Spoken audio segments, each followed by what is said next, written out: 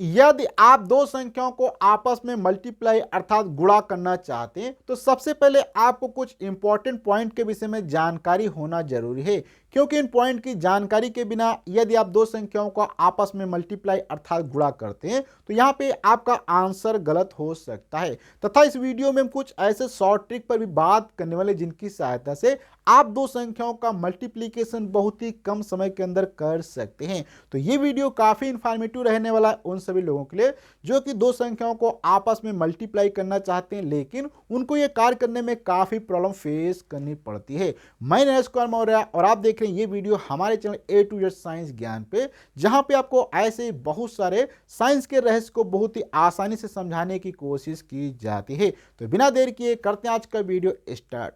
तो यहाँ पे सबसे पहले समझते हैं यदि आप दो संख्याओं का आपस में मल्टीप्लाई करना चाहते हैं तो यहाँ पे सबसे पहले आपके पास कौन सी प्रॉब्लम आती है। तो यहाँ पे हम कुछ एग्जांपल से समझ लेते हैं। जैसे कि मान लो कोई व्यक्ति है जिसने आपको यहाँ पे दो संख्याएं दे देता है। सपोज करो यहाँ पे आपके पास 2 4 6 यहाँ पे संख्या है। दूसरी संख्या पे बी मान लो आपको दिया गया है 2 3 दिया गया है। अब यहां से आपसे पूछा जाता है कि आप इन दोनों संख्याओं को आपस में मल्टीप्लाई करके बताओ क्या आंसर आएगा। तो यहां पे आप देख सकते हैं आपके पास दो कंडीशन बन सकती हैं। एक होगा 2 4 6 का आप मल्टीप्लाई करेंगे तो यहां पे आप 2 3 लिख सकते हैं इस प्रकार से। और दूसरा कंडीशन यहां पे आपके पास बन सकती है 2 4 6 का आप मल्टीप्लाई करें और इन संख्याओं को यहां पे लिखें।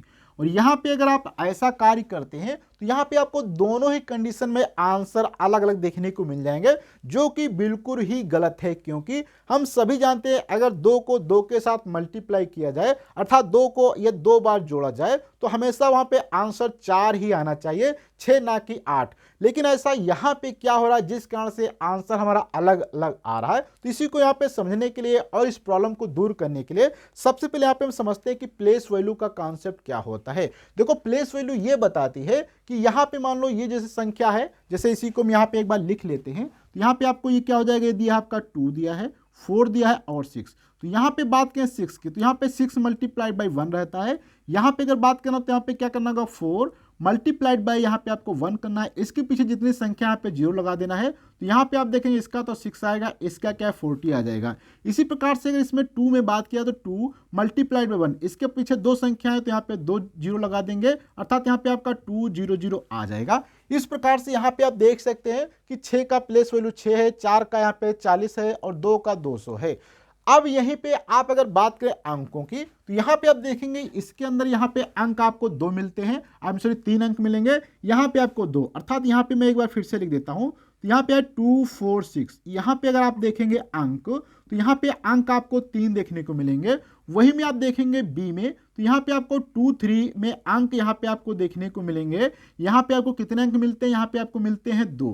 तो यहाँ पे आप देख सकते हैं एक संख्या 2 अंकों की है और एक संख्या 3 अंकों की है, इसलिए इनको आपस में मल्टीप्लाई करते समय यहाँ पे प्रॉब्लम आती है। तो इस प्रॉब्लम को सॉल्व करने के लिए आप क्या करेंगे, इसमें जो आपको यहाँ पे लिखा है बी, इसमें आप क्या करेंगे इसके आगे 0 बढ़ा देंगे यहाँ पे। तो यहाँ पे आप देखेंगे ये अब आपकी संख्या कितने अंक की हो गई है, तो ये भी आपकी क्या है 3 अंक की हो गई।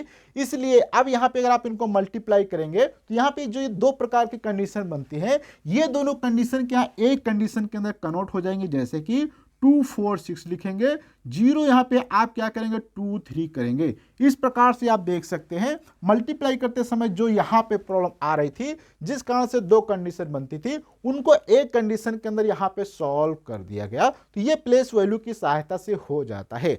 अब यहां तक तो हमने समझ लिया कि दो संख्याओं को मल्टीप्लाई करते समय आपको सबसे पहले दोनों संख्याओं के अंक बराबर करने पड़ेंगे।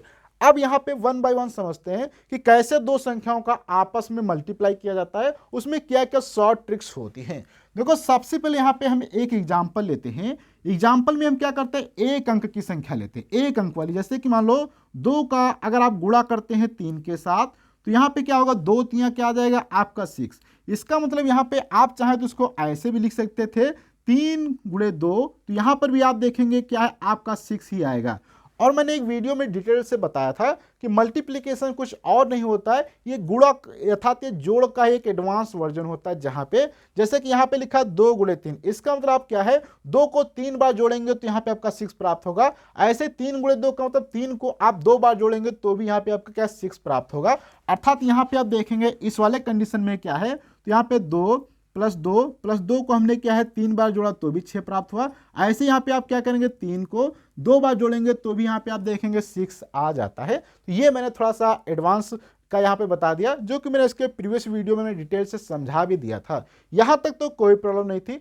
अब यहाँ पे हम बात करते हैं 2 अंकों के मल्टीप्लिकेशन की। तो यहाँ पे 1 अंक थे, अब इसी प्रकार से 2 अंकों वाले संख्याएं जो होती है, जैसे कि मान लो आप 2 की तथा 22 की अगर आप 22 के साथ मल्टीप्लाई करते हैं तो यहाँ पे आपको क्या प्राप्त होगा। देखो अब यहाँ पे मल्टीप्लिकेशन के 2 तरीके हैं। एक तो पुराना तरीका, उस पर हम सबसे पहले बात करते हैं, जिसमें हम क्या करते हैं इसका इसके साथ मल्टीप्लाई करेंगे। सबसे पहले यहाँ पे इनका इनके साथ, तो यहाँ पे क्या है आपका 4 आ जाएगा।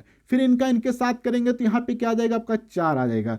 अब दूसरे स्टेप में यहाँ पे इसके नीचे मल्टीप्लाई का निशान लगता है। फिर अब यहाँ पे इनकी इनके साथ करेंगे तो 2 दूनी क्या होगा आपका 4 हो जाएगा। फिर यहाँ पे इनकी करेंगे 2 दूनी 4 हो जाएगा। अब यहाँ पे लाइन खींचना होता है, अब यहाँ पे आपको जोड़ना होता है। अब यहाँ पे जोड़ते समय आपको ध्यान रखना है कि कैसे जोड़ेंगे। अब जोड़ते समय आपको मान के चलना है कि ये जो मल्टीप्लाई का निशान लगा है एक प्रकार से 0 है, अर्थात ये खाली स्थान है। उसी प्रकार से यहाँ पे जो आपका ये है इसके आगे आप चाहें तो यहाँ पे एक 0 इस प्रकार से यहाँ पे क्या कर सकते हैं बढ़ा सकते हैं, जिससे यहाँ पे तो आपका खाली स्थान चाहे तो आप सपोज कर सकते हैं यहाँ पे आपका एक प्रकार से 0 है और यहाँ पर भी 0 है, अर्थात यहाँ पे 0 मान के ये 3 अंक का हो जाएगा, यहाँ पे 0 मान के ये 3 अंक का हो जाएगा। लेकिन ये मान के चलो खाली स्थान एक प्रकार से है, ठीक।